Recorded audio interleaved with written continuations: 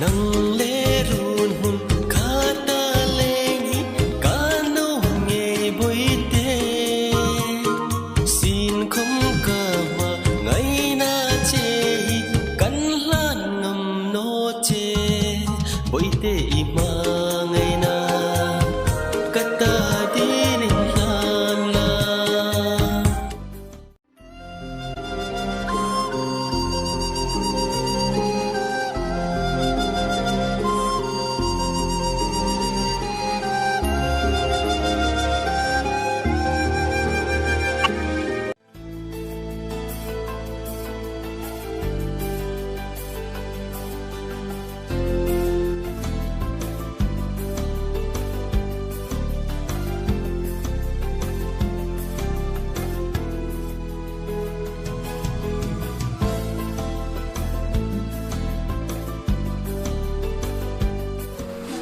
Dia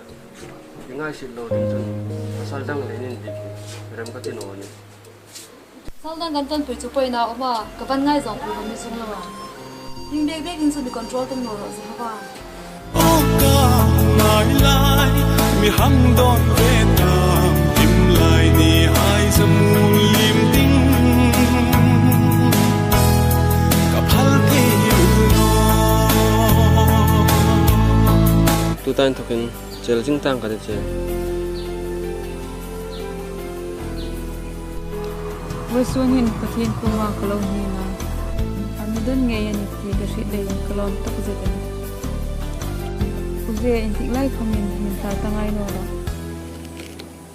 se bi na che de da bia in thu man ta le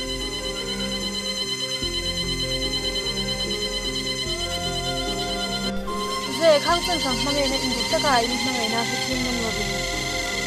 mangai na der thonga mi lo mangai tu ka lo bel sang cha